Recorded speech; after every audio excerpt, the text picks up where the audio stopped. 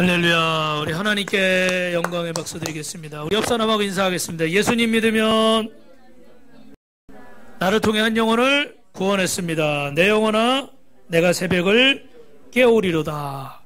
여러분, 연어는 강물에서 태어나 어린 시절을 지나다가 바다로 나갑니다. 그리고 장성하면 그 알을 낳기 위해서 다시 자기가 태어난 강으로 돌아옵니다. 그래서 이 학자들이 나이아가라 폭포 위에다 어린 연어의 치어, 이 새끼들을 치어라고 그러잖아요. 그 치어를 풀어놓고 어린 시절을 보내겠습니다. 그들은 강물이 흘러서 바다로 나아갔어요. 그리고 정말 다시 돌아오는가 봤더니 진짜 그들이 장성해서 다시 자기가 태어난 이 나이아가라 폭포 쪽으로 돌아오는 겁니다. 그런데 여러분 아시겠지만 이 나이아가라 폭포가 얼마나 큽니까? 그죠? 높고. 그런데도 불구하고 연어들이 온갖 힘을 다해서 그 폭포 위로 뛰어오르는 거예요. 그런데 거기서 떨어져서 깨지고 찢기고 상하고 부딪히는데도 계속해서 시도를 하는 겁니다. 이걸 여러분 우리가 전문 용어로 뭐라고 그래요? 귀소 본능이라고 그래요. 그죠? 자기가 있던 자리로 돌아가는 자리. 여러분, 우리는 원초적으로 하나님의 품을 떠나서 살 수 없는 줄로 믿습니다. 그래서 사람은 주님께 돌아와야 되는데 우리에게 명절이 되면 고향이 생각나요. 왜 고향이 생각납니까? 거기 부모님이, 사랑하는 가족들이 있고 나의 어린 시절의 추억이 있기 때문에 그곳에 돌아가면 나를 어떻게 돼요? 위로해주고 안아주고. 또 반면에 이제 좀 크니까 좀 사회인이 되고 이러니까 어떤 면에서는 또 내 처지가 그러면 고향에 가기가 좀 부담스럽고 사람들에게 모습 보이기가 어려울 때도 있어요. 그러나 우리는 때가 되면 어떻게 돼요? 다 그 고향으로 돌아가고 싶은 이런 본능이 있는 거예요. 여러분, 코로나가 있어도 어떻게 돼요? 가서 부모님을 보고 싶고 사랑하는 가족들을 보고 싶은 것입니다. 우리가 하나님 나라에 들어가게 될 때 하나님께서 그곳에서 진정한 위로와 평안을 주실 줄로 믿습니다. 거기서는 누구에게 비교당할까봐 미리 걱정할 필요도 없고 어떤 말을 들을까봐 상심할 필요도 없어요. 오늘 하나님의 위로가 있는 저 천국의 소망을 사모하시기를 주님의 이름으로 축원합니다. 그래서 이 명절을 여러분 잘 지내고 계십니까? 이미 다녀온 분도 계시고 또 가신 분도 계시고 오셔야 될 분도 계시고. 그래서 금요예배 때는 제가 썰렁해가지고 그랬죠. 김웅룡 감독 말을 인용했죠. 동열이도 가고 종보비도 가고. 예.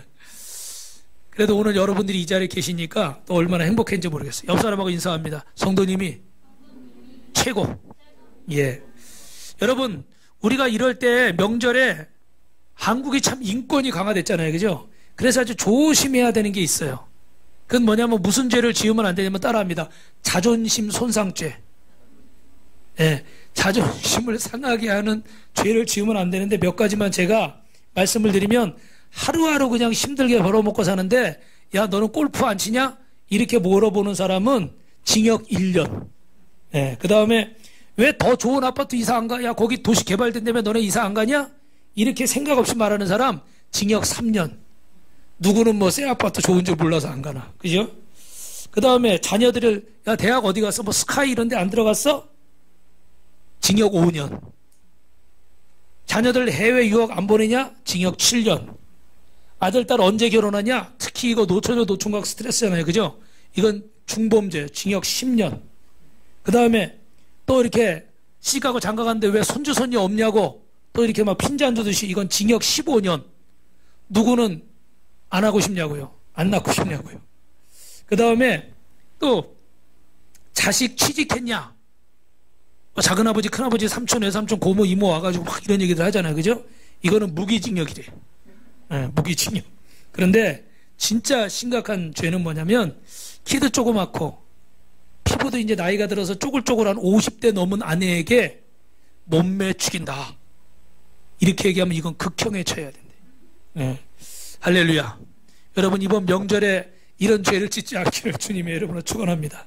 만약에 지으셨다면 회개하시길 바랍니다. 그리고 용서를 구해야 되는데 여러분, 우리가 이렇게 본성적으로 영혼을 사모하고 어느 곳에 살든지 본향을 그리워하게 돼 있습니다. 그런데 이렇게 본향을 그리워하는 저와 여러분들은 마음속에 수많은 질문을 가지고 사는데 이렇게 뭐 궁금한 것도 많아요. 학교는 어디 갔냐? 애는 언제 낳냐? 결혼은 언제 하냐? 취업은 언제 하냐? 뭐 돈을 얼마나 버냐? 뭐 집은 어떠냐? 뭐 참 궁금한 것도 많아요. 그런데 여러분 세상의 모든 질문 가운데 가장 중요한 질문을 세 가지로 압축하면 이겁니다. 따라합니다. 인간은 무엇이냐? 도대체 사는 게 뭐냐라는 거죠. 그런 드라마 제목도 예전에 있었던 것 같아요. 그죠? 여러분 인생의 근본적인 질문입니다. 내가 어디서 왔고 무엇을 하며 어디로 가는 존재인가? 이 근본적인 질문 앞에 오늘 우리 빛가서 공교회 성도들은 모두가 대답할 수 있는 줄 믿습니다. 왜냐하면 우리는 어떻게 돼요? 하나님께로부터 와서 하나님의 영광을 위해 살다가 하나님께로 가는 존재인 줄로 믿습니다. 그래서 우리가 뭘 하든지 명절 때 전을 붙이든 안 붙이든 뭐 보너스를 얼마 받았든 안 받았든 중요한 것은 어떻게 돼요? 우리는 하나님께 와서 하나님의 영광을 위해 살다가 하나님께로 가는 존재라는 거예요. 믿으시면 아멘 하시기 바랍니다. 두 번째로는 여러분, what is problem? 뭐가 문제야? 도대체 인생을 행복하게 살고 싶은데 행복하려고 돈도 벌고 행복하려고 집도 사보고 행복하려고 차도 사보고 행복하려고 이걸 저걸 해보는데 왜 행복하지 않은 거야? 행복하려고 하는데 어떻게 돼요? 행복의 조건들을 갖추는 것 같은데 행복하지 않은 거예요. 나름대로 열심히 공부도 해보는데 또 공부해서 원하는 학교에도 가보는데 행복하지 않아요. 그 다음에 또 다른 것들이 기다리고 있는 거예요. 참된 만족이 없는 거예요. 그래서 여러분 잘 아시는 세계적인 부호 록펠러는 옛날에 스탠다드 오일 회사를 처음 세웠을 때는요, 전 세계의 기름의 90% 이상을 공급했다고 합니다. 그러니까 지금은 독과점법이 생겨가지고 50% 넘으면 그 법에 걸리잖아요. 그죠? 그런데 90% 이상을 독점했으니까 전 세계에서 쓰는 기름의 90%니까 여러분 상상이 가십니까? 우리가 상상할 수 없는 금액을 쥐락펴락하는 거죠. 그런데 그런 그에게 기자가 물어보는 거예요. 사장님, 선생님, 도대체 얼마나 벌어야 만족하시겠습니까? 그랬더니 뭐라고 대답했을까요? 지금보다 조금만 더. 지금보다 조금만 더. 그래서 여러분 우리 예를 들어 없는 평범한 사람이 돈 10,000원, 100,000원, 100만원 더 가지려고 하는 욕심보다 저 건너편에 S그룹의 그 사장님, 회장님들이 조금 더 가지려는 욕심이요 훨씬 크다고 그래요. 왜냐하면 그 돈의 힘을 아니까.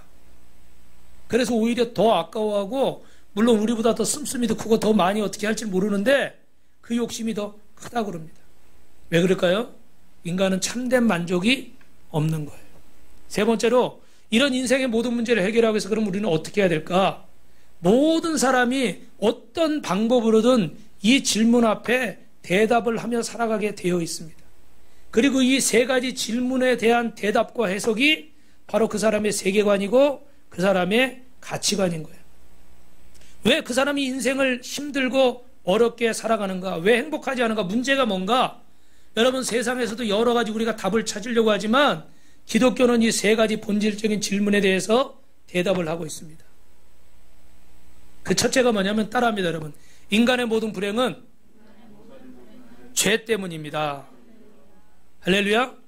로마서 3장 23절에 모든 사람이 죄를 범하였으며 하나님의 영광에 이르지 못했다고 그랬고, 성경 말씀 좀 보여주세요. 필립씨, 방송실 성경 말씀 보여주세요. 로마서 6장 23절, 죄의 삭은 사망이고 하나님의 은사는 그리스도 예수 우리 주 안에 있는 영생이니라. 아멘. 아멘. 여러분 죄 때문이라는 거예요. 그리고 죄의 대가는 사망이라는 겁니다.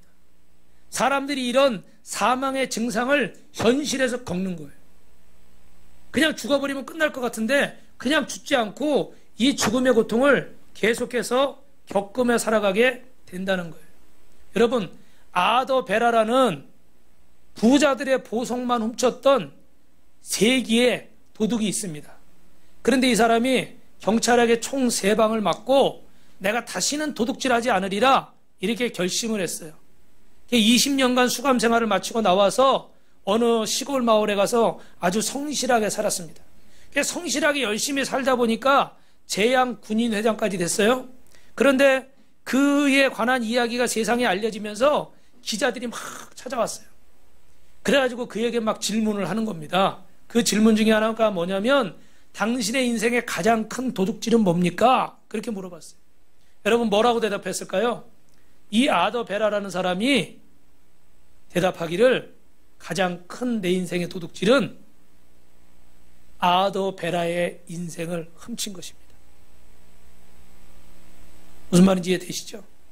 어느 큰 부잣집에 어마어마한 다이아몬드나 금은보화 훔친 게 가장 큰 도둑질이 아니라 내가 잘못 알고 잘못 생각해서 내 인생을 헛되게 산 것이, 도둑으로 살았던 것이, 부자들의 것을 훔치는 것이 이 세상에 복수하는 길이라 생각하고 내가 할 일이라 생각했다는 그 착각이, 그래서 내 인생의 시간과 그 귀한 소중한 것들을 다 훔친 것이 가장 큰 도둑질이라는 거예요.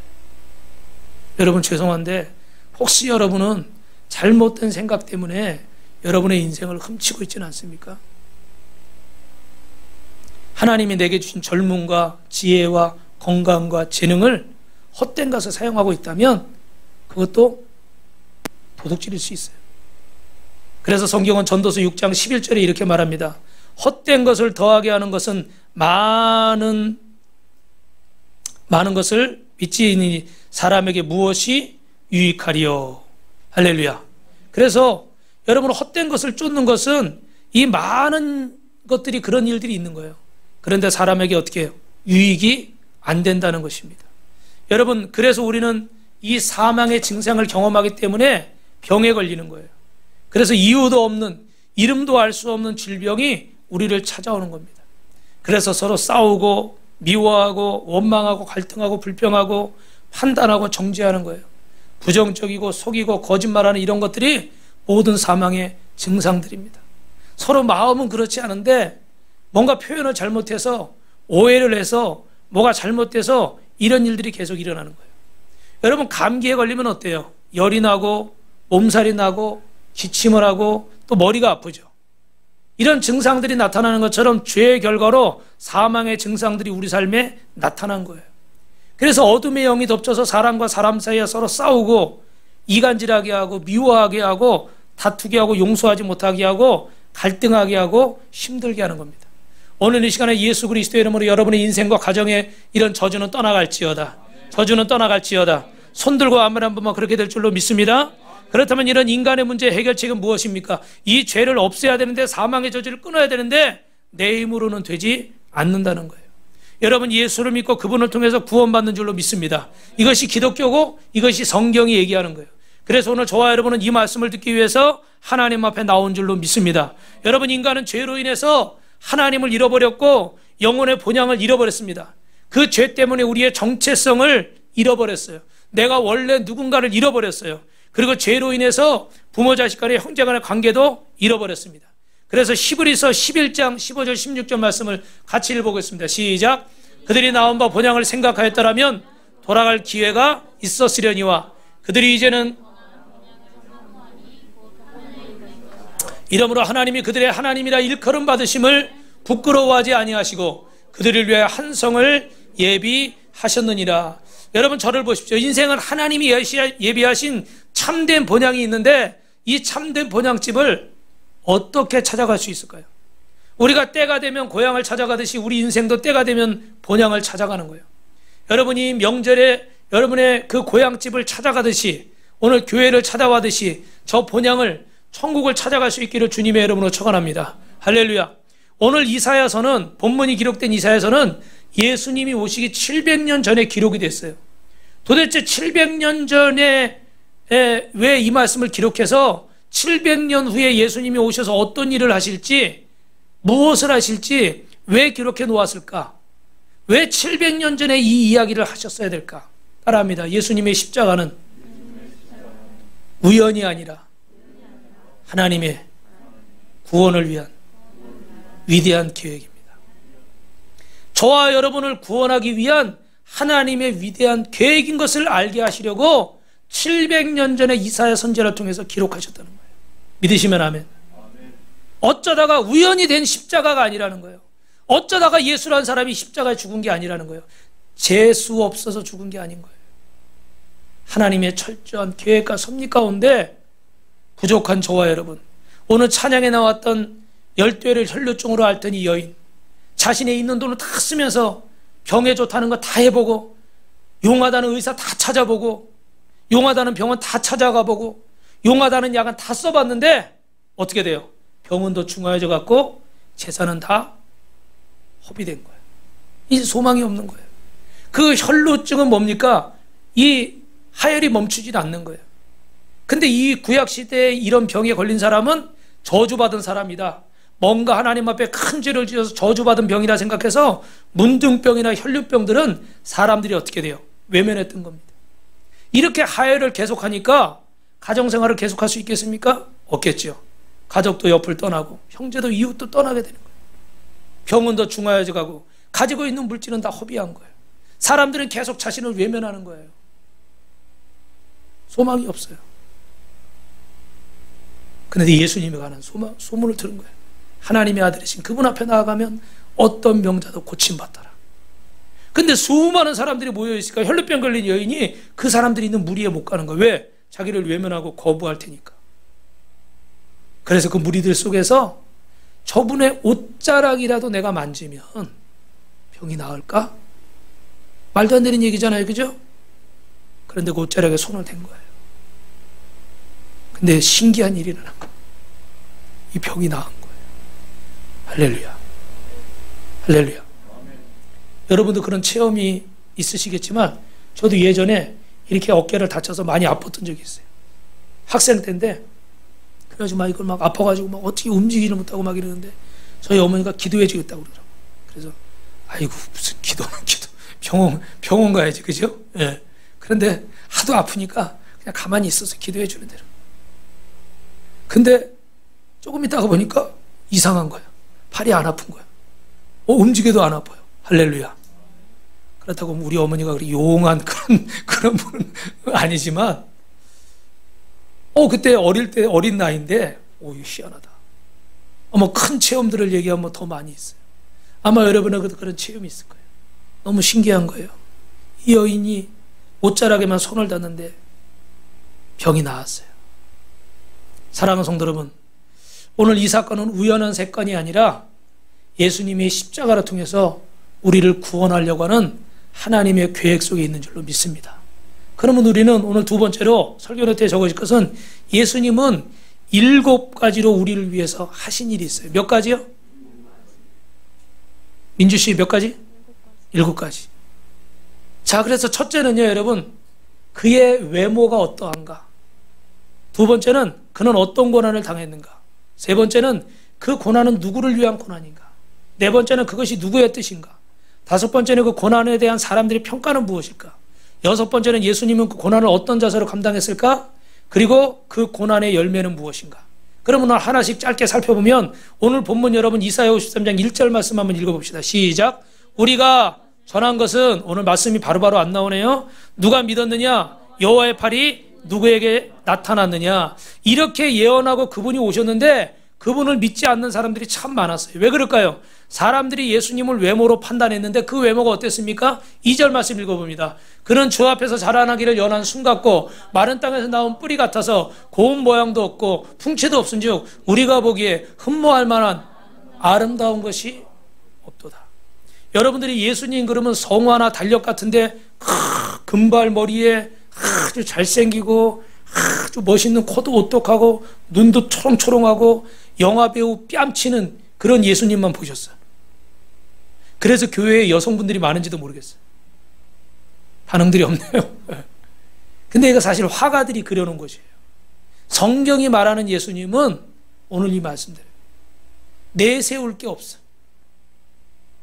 그 외모도 왜소하고 얼굴도 동안일까요? 노안일까요? 노안이에요. 그래서 예수님은 그 뒤에 말씀에 3절 말씀 시작. 그는 버림받고 강고를 겪고 질고를 알고 사람들에게 버림을 받았다. 채찍에 맞고 멸시와 천대를 당했다. 그래서 강고를 많이 겪고 이랬다는 건 뭐예요? 고생을 많이 한 거예요. 어린 나이부터 고생을 많이. 왜? 아버지 요셉이 일찍 돌아가셔가지고 형제들이 있는데 장남이니까 이 목수일 해가지고 가족들 목에 설렸다는 이야기가 있어요. 그러니까 어릴 때부터 고생 많이 하고 그러니까 아니 더 나이보다 더 나이도 들어버린 거예요. 그렇게 체격도 막 이렇게 대단하게 크고 막 그런 기골이 장대한 그런 스타일도 아닌데 고생까지 많이 해서 얼굴도 나이가 훨씬 들어 보이는 거예요. 그러니까 볼품이 없었던 거예요. 내세욕도 없었던 거예요. 사울왕처럼 키도 크고 막 이래 압살롬처럼 막 머리도 막 멋있고 막 이러면 야, 저 사람 보통 사람이 아니다. 옛날에 여러분 무슨 영화입니까 그거? 관상이라는 영화에 보니까 그 이정재 씨가 딱 나타날 때 그 장면 있잖아요. 그죠? 왕의 상인가요? 왕의 상이 아닌가요? 뭐 하여튼간 그 모습이 저도 참 멋있더라고요. 예.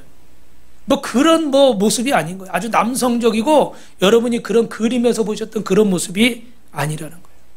사람들의 주목을 끌만한 모습이 아니라 오히려 무시하고 멸시할 수밖에 없는 그런 외모를 가지고 계셨다는 거예요. 그런 예수님께서 제자들을 데리고 다닌다고 하는데 그 제자들이 서울대학 나보고 스카이 나오고 하버드 나오고 뭐 어디 S그룹 다니고 뭐 이런 대단한 제자들을 데리고 다녔나요? 저기 갈릴리 나사렛 촌동네 시골 어부들 몇 명 데리고 이렇게 다니는 거예요. 우리가 딱 보니까 어떻게 했어요? 저와 여러분이 실제로 본다고 그러면 대단해요?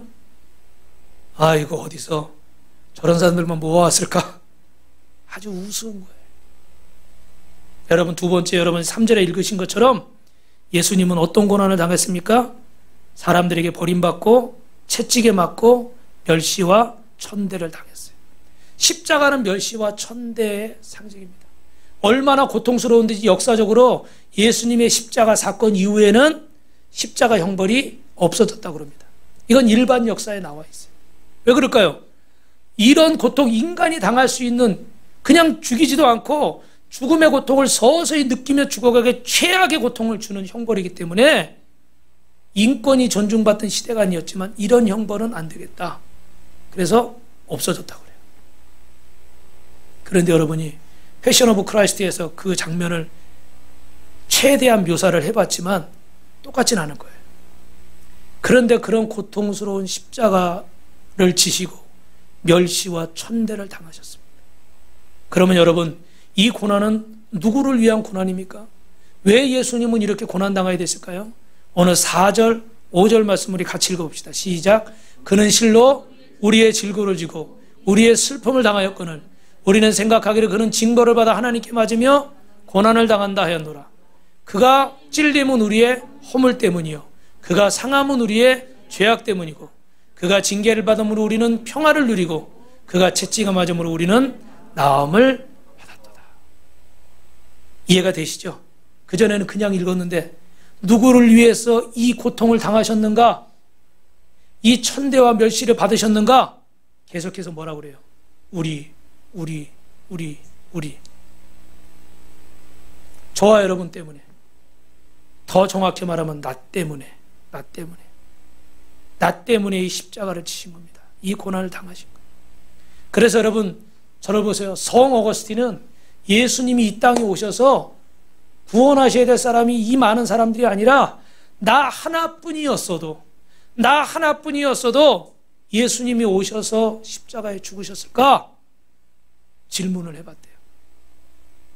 근데 주님이 마음속에 뭐라고 대답하셨겠어요? 나는 너 하나만을 위해서라도 기꺼이 십자가를 지고 너를 위해 죽었을 것이다. 그때 그 감격, 그 감사. 여러분 예수님의 고난은 다른 사람을 위한 고난이 아니라 나를 위한 고난인 줄로 믿습니다. 할렐루야. 그래서 여러분 그 웃긴 얘기 있잖아요. 할머니가 혼자 이제 목사님한테 세례 받으려고 가서 이렇게 그 학습문답 하잖아요. 그래서 예수님, 할머니 예수님이 누구 죄 때문에 죽으셨어요? 그러니까 어떻게 해요? 집에서 연습하고 왔잖아요. 며느리하고. 어떻게 며느리가 어머니 나의 죄 때문이에요. 나의 죄 때문. 그죠? 그랬더니 거기 가서 뭐라고 그래요? 우리 며느리 죄 때문에 죽었다고. 그 옛날 개그예요. 그죠? 60, 70년대 개그. 네. 나의 죄 때문이에요. 우리 며느리 죄 때문에, 우리 남편 죄 때문에, 누구 죄 때문이 아닌 거예요. 여러분, 오늘 이렇게 그럼 질문할 수 있죠. 내가 무슨 죄를 졌기에? 내가 뭐 그렇게 크게 죄를 졌나요? 어떤 분은 예수 믿으라고 우리는 다 죄인이라고 그러니까 그게 제일 기분 나쁘더래요. 아니, 지가 날 언제 봤다고 나보고 죄인이라고 그러냐고. 근데 예수님 믿고 보니까 어떻게 돼요? 정 목사님? 내가 죄인이 아니라고 그러는 게 가장 큰 죄였더라는 거예요. 그래서 여러분 6절 말씀 같이 읽어봅니다. 시작. 우리는 다 양 같아서 그릇 행하여 각기 제 길로 갔거늘.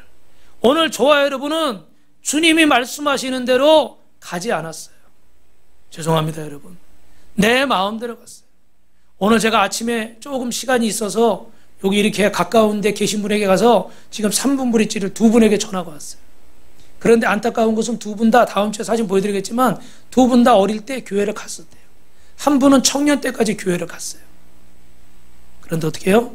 내가 생각하기에 어떤 분은 어릴 때 갔으니까 잘 몰라서 이렇게 멀어져서 못 간 분도 있고, 어떤 분은 청년 때까지 다녔는데도 불구하고 내가 생각하는 교회가 아니야, 내가 생각하는 말씀이 아니야, 내가 생각하는 목사님이 아니야, 내가 생각하는 뭐가 아니야, 이런 마음이 들어서 이제 멀어져 버린 거예요.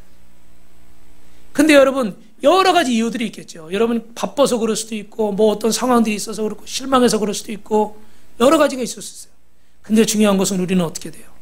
다 제 길로, 내가 생각하고 내가 옳다고 내가 원하는 대로 가버리는 거예요. 하나님을 인정하지 않고, 하나님의 말씀대로 살지 않고, 자기 하고 싶은 대로 사는 거예요. 내가 아는 것이 전부인 것처럼, 내가 세상에서 제일 똑똑하고 잘난 것처럼 교만하고 불순종하면서, 저도 그랬어요. 나이가 좀 들고 조금 머리가 커가니까 부모님도 우습더라고. 부모님 말하는 게 너무 유치하고 나보다도 모르는 것 같고, 레이건 대통령 갔다가 레너드라고 그러는데 너무 우스운 거예요. 근데 요즘은 제가 그 핍박을 당하고 있어요. 제가 이렇게 용어를 막 섞어서 얘기할 때가 있어. 지금도 설교하다 보면 말을 잘못해. 그리고 끝나고 나면 오늘 설교할 때 여기 잘못됐다고. 그럴 수 있어요, 여러분. 뭐 웃고 넘어갈 수도 있어. 그런데 심각하게 그게 교만이 되어버리면 그 문제인 거예요. 그래서 우리의 이런 죄를 예수님에게 담당시킨 거예요. 그럼 여러분, 네 번째로 이것이 누구의 뜻이었을까요? 여호와께서 우리 무리의 죄악을 그에게 담당시키셨도다. 할렐루야. 하나님 아버지의 뜻이에요. 아무 죄 없으신 예수님이 이런 불순종하는 저와 여러분의 모든 죄를 지고 십자가에 죽게 하신 것이 하나님의 뜻이라는 거예요. 여러분, 구약시대에는 번제, 화목제 이런 것들이 있었는데, 여러분 그게 어떤 거예요? 내가 죄를 지은데 죄값을 치러야 돼요. 그럼 죄값을 치른 사람이 죽어야 됩니까? 감옥에 가야 됩니까? 그래서 그 죄를 회개하는 의미로 자기 형편에 따라서 비둘기나 양이나 뭐 소나 이런 제물들을 가지고 와서 그 앞에 제사장에게 제물을 드리면서 나의 죄를 용서해 주십시오, 내가 잘못했습니다, 회개하면 어떻게 하는 거예요? 제사장이 그 짐승에게 안수를 하는 거예요. 안수를 하면서, 하나님, 아무개가 죄를 져서 이 제물을 가지고 왔습니다. 이 제물을 받으시고 그의 죄를 용서하여 주시옵소서. 그가 죄를 지어서 죽어야 마땅하지만 이 짐승을 받으시고 그의 죄를 용서해 주십시오. 그래서 화목제물로 드리는 거예요. 그럼 그 짐승을 잡아서 각을 뜨고 피를 흘리고 이걸 하나님께 바치는 거예요. 할렐루야. 그게 여러분 예물의 일종인 거예요. 그래서 여러분이 감사의 예물도 드리지만 회개의 예물도 드리고 소원의 예물도 드리는 것이 다 구약시대의 말씀에 기록되어 있는 거예요. 어떤 사람은 예수님이 오셨으니까 새로운 시대니까 구약의 말씀을 무시해도 된다고 그러는데 그렇지 않습니다. 예수님은 그 율법을 완성하러 오신 분이에요? 폐하러 오신 분이에요? 완성하러 오신 분이에요. 율법에 잘못된 것 때문에 유대인들이 율법만 지키고 마음에는 더러운 생각하고 악한 행동하고 자기는 나쁜 짓 하면서 다른 사람들만 정죄하고 600가지가 넘는 율법을 만들어서 하나라도 어기면 지옥 가. 이 잘못된 걸 바로잡으려고 오신 거지, 하나님의 말씀이 잘못됐다고 얘기한 게 아니에요. 그러니까 인터넷 찾아보고 잘못된 거 듣고 그게 여러분이 아는 지식인 것처럼, 그게 정답인 것처럼 착각하면 신앙생활 하지 말라는 거예요. 할렐루야. 할렐루야. 제가 그래서 아멘 소리가 작네. 할렐루야. 불만이 있는 분은 끝나고 개인적으로 기도를 받으시기 바랍니다. 안차를 해드릴게요. 안차. 제가 그래서 그 청년에게 이야기를 한 거예요. 교리적인 몇 가지를 얘기를 하더라고요.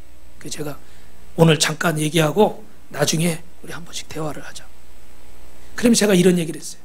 우리 청년도 인생을 이렇게 살았지만, 그리고 어릴 때부터 교회를 다녔지만, 그리고 저는 어릴 때부터 교회를 다니고 지금 50이 좀 넘었는데 신학을 공부하고 목회를 이렇게 하고 몇십 년 동안 이렇게 했으니까 그래도 우리 형제보다 제가 조금 더 잘 알지 않겠습니까? 제가 아주 겸손하게. 그랬더니 그 청년이 어떻게 할까요? 그렇죠. 네. 그래요, 여러분. 잘난 척 하겠다는 게 아니라 여러분도 똑똑하고 여러분도 지식이 많고 여러분도 경험이 많고 많이 알고 있지만 우리가 어떻게 성경을 다 알겠어요? 그리고 어떻게 하나님 말씀을 다 알겠어요? 그러면 그 하나님 말씀을 잘 내가 알고 있던 것이 있어도 또 한번 돌다리도 뭐하고 가라 그래요? 수대보 가라 그래요. 또 한번 물어보고 또 상담도 해보고 목사님 이건 어떻게 하는 거예요? 대화도 해보고 목사님 이런 일이 있는데 정 목사님 저를 위해서 기도해 주세요. 전도사님 저를 위해서 좀 함께 기도해 주세요. 할렐루야. 아멘. 이렇게 가는 거예요. 그런데 어떻게 돼요? 제 길로 막 가버리는 거예요.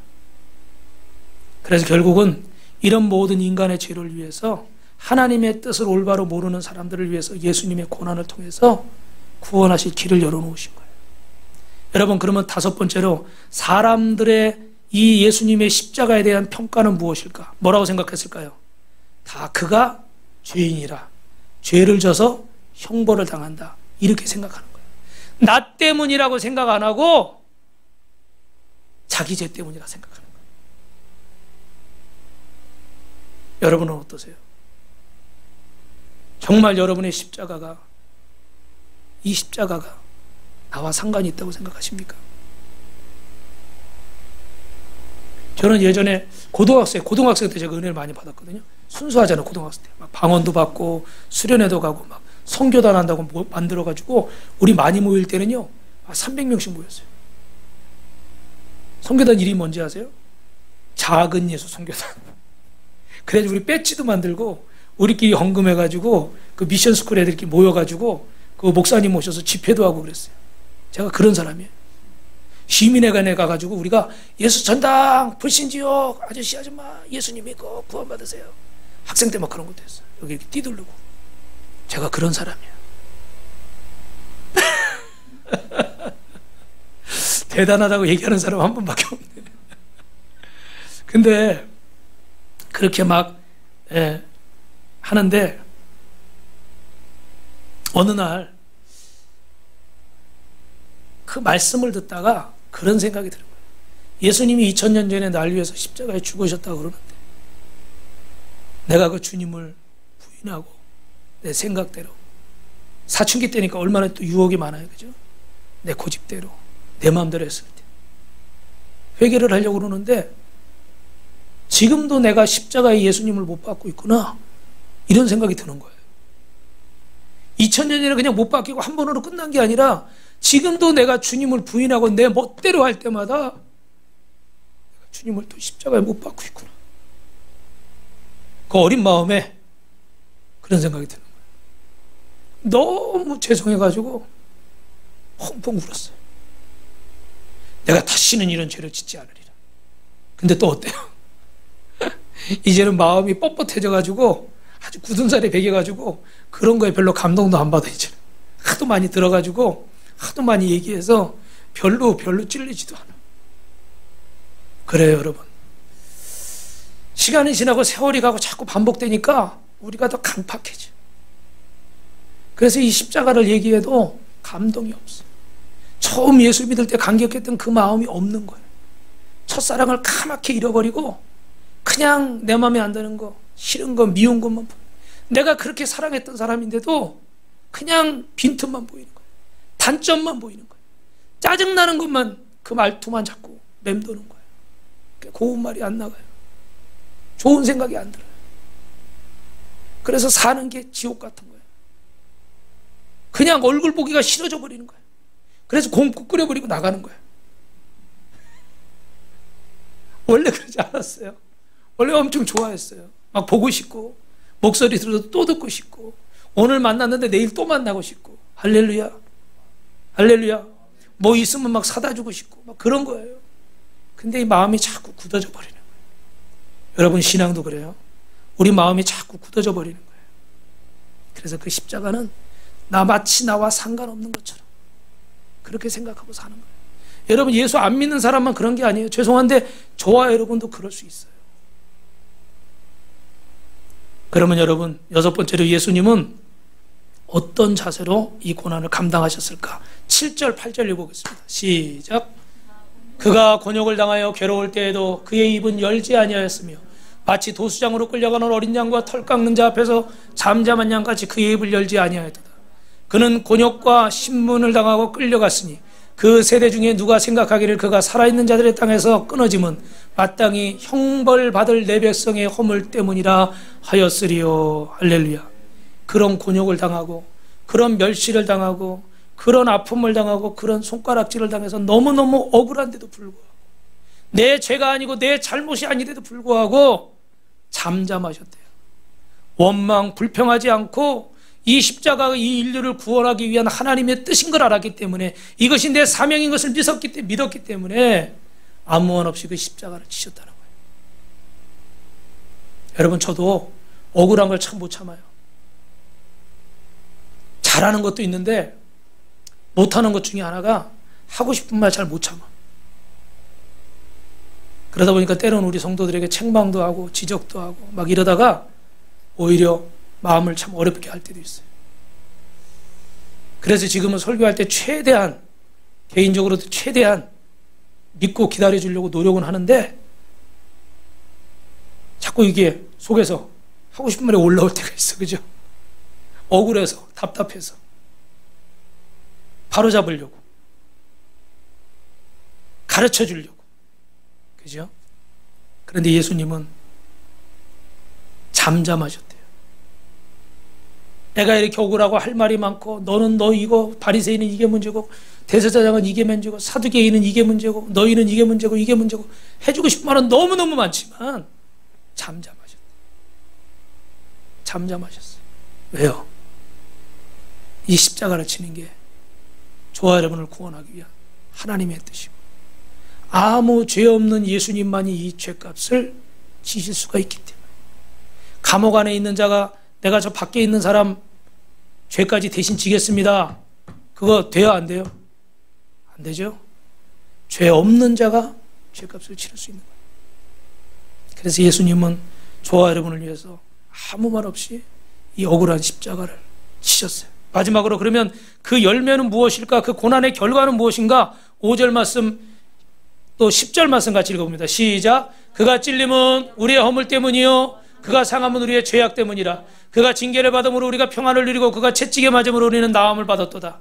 여호와께서 그에게 상함을 받게 하시기를 원하사 질고를 당하게 하셨은즉 그의 영혼을 속건제물로 드리기며 이르면 그가 씨를 보게 되며 그의 날은 길 것이고 또 그의 손으로 여호와께서 기뻐하시는 뜻을 성취하리로다. 할렐루야.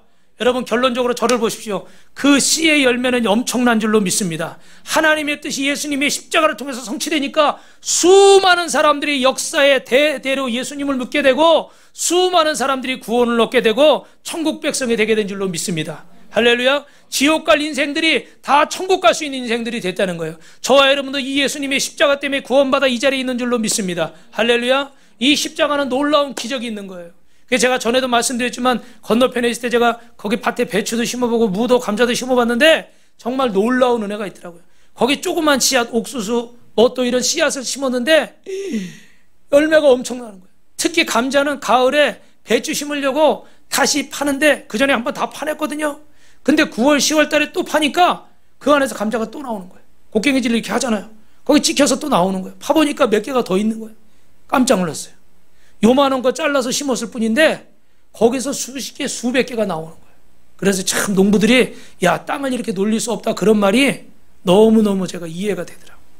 그런데 여러분, 이 열매가 한도 끝도 없는 거예요. 믿으시면 아멘 하시기 바랍니다. 그렇게 고통 가운데도 저와 여러분을 묵묵히 구원하시기 위해서 이 십자가를 치신 그 열매가 놀랍도록 나타나는 거예요.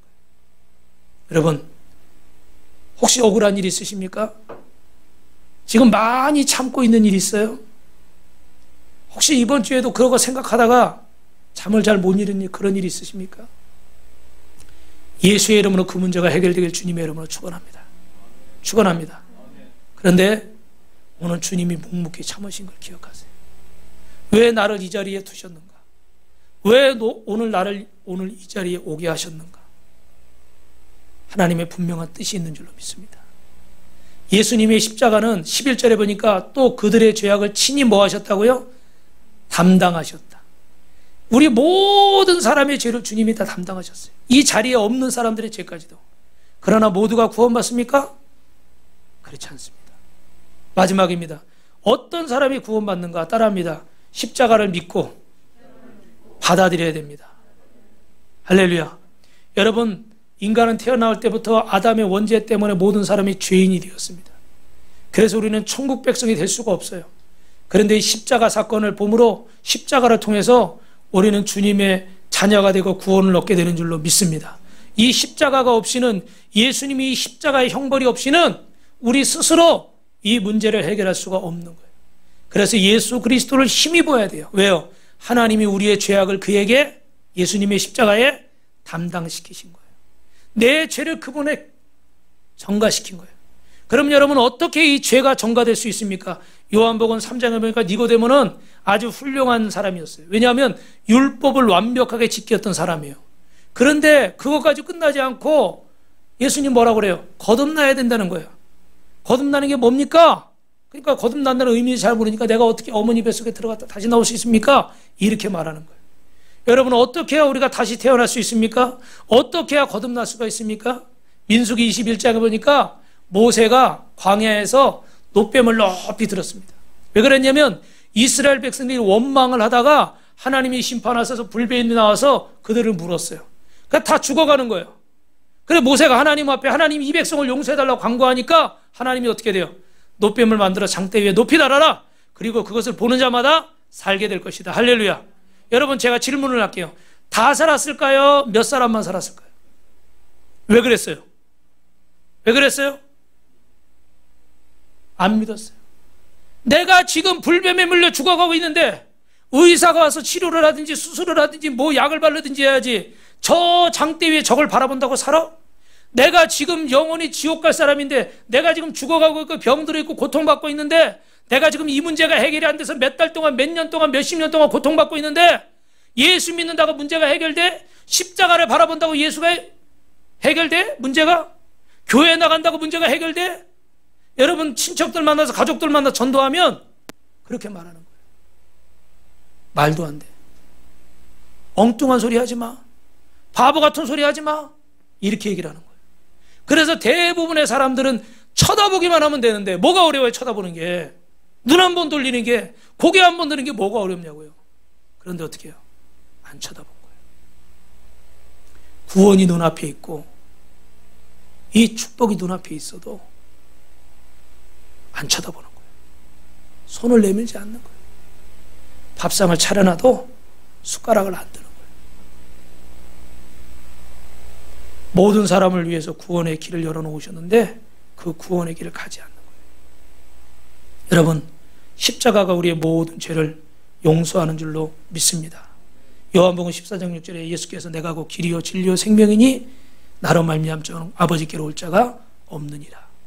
예수님의 십자가에 우리 삶의, 우리 인생의 근본적인 문제를 해결하는, 앞에서 질문드렸던 우리가 어떤 존재고 어떻게 하면 행복해질 수 있고 어디서 와서 무엇을 하며 어디로 가는 존재인지, 왜 내가 이렇게 살아야 되는지, 내가 어떻게 살아야 되는지, 이 질문에 대한 근본적인 해답은 예수님의 십자가에 있는 줄로 믿습니다.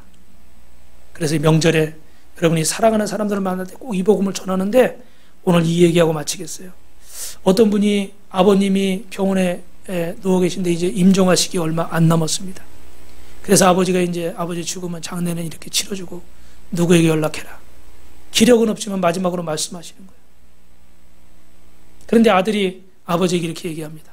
아버지, 몸은 그렇게 제가 이렇게 모셔서 장례를 치르면 되지만 아버지 영혼은 어떻게 내가 해야 될까요? 그랬더니 아버지가 무슨 말인지 알잖아요.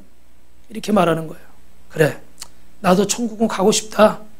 근데 너도 알다시피 내가 사는 날 동안 예수님 믿지도 않았고 내가 그분 앞에 한 것도 없는데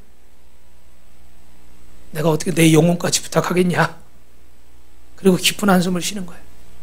그 순간에 아들이 무슨 얘기를 하고 싶은데 할 말이 없어요. 그래서 여러분이 3분 브릿지를 익숙하게 연습하셔야 돼요. 할렐루야. 그 순간에 뭐 어디서부터 어디까지, 곧 돌아가실 아버지한테 어디서 언제까지 설명할 거예요. 근데 이분이 말씀 속에 오늘 여러분이 읽은 말씀, 오늘 이사야 53장 6절 말씀이 생각이 나는 거예요. 우리는 다 양 같아서 그릇 행하여 각기 제 길로 갔거늘 여호와께서는 우리 모두의 죄악을 그에게 담당시키셨도다. 할렐루야. 아버지, 사람은 모두가 죄인입니다. 저도 그렇고 아버지도 그렇고 다 우리 생각대로 우리 멋대로 살면서 죄를 졌어요. 그리고 저나 아버지나 이 문제를 해결할 수가 없습니다. 그런데 후회한다고 이 문제가 없어지는 것은 아니지만 하나님이 우리를 구원받을 수 있는 길을 열어놓으셨어요. 아버지와 저의 허물을 예수님의 십자가에다 담당시키셨어요. 아버지, 내가 딴 건 모르지만 그 사실을 믿으세요. 할렐루야. 그리고 아버지에게 기도를 해드리고 아버지는 얼마 후에 하늘나라에 가셨어요. 그러면서 이분이 고백하기를 자기가 성경을 그렇게 읽고 또 설교 시간에 이 성경 말씀을 많이 들었는데 그 말씀의 참뜻이 무엇인지를 모르고 살았다는 거예요. 그런데 아버지의 임종을 지내면서 이 말씀의 참뜻을 알게 되었다는 거죠. 사랑하는 성도 여러분, 저와 여러분은 죄인입니다. 그럼에도 예수님이 내 죄 때문에 죽으셨고 하나님께서 그런 저와 여러분의 죄를 예수님의 십자가에 담당시키셨습니다. 그리고 이것을 믿는 자들에게는 하나님이 저 본향을, 천국을, 영원한 생명을 예비해 놓으신 줄로 믿습니다. 십자가만이 유일한 구원의 길이라는 것을 믿으시고 여러분의 사랑하는 가족들에게 이 복음을 전할 수 있는 이 귀한 명절이 될 수 있기를 주님의 이름으로 축원합니다.